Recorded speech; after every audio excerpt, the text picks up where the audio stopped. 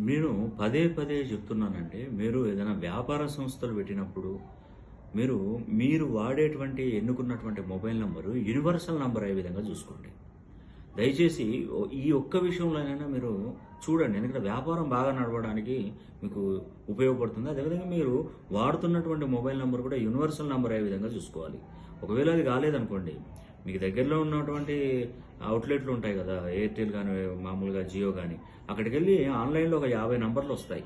ఆ 50 నంబర్లు నాకు పంపించండి. ఆ 50 నంబర్లలో నేను సెలెక్ట్ చేస్తాను. యూనివర్సల్ నంబర్ సెలెక్ట్ చేస్తాను. అది మీకు పంపిస్తాను. ముఖ్యంగా ఏంటంటే, నేనే స్వయంగా ఆ యూనివర్సల్ నంబర్ వాయిస్ మెసేజ్ ఇస్తాను. ఇది మీకు పనిచేస్తది. మీ పేరు ఇది, మీ డేట్ ఆఫ్ బర్త్ ఇది, మీకు ఈ యూనివర్సల్ నంబర్ ఇది అని నేను వాయిస్ రికార్డ్ చేసి మీకు పంపిస్తాను. అదే సెలెక్ట్ చేసుకోండి. అదే మీరు రిజిస్ట్రేషన్ చేసుకోండి. వ్యాపారం దేదీప్యమానంగా నడుస్తది. మీరు ఎన్ని సంవత్సరాల నుండి వాడుతున్న నంబర్ అయినా కూడా అది పక్కన పెట్టేసి యూనివర్సల్ నంబర్ తీసుకునే ప్రయత్నం చేయండి.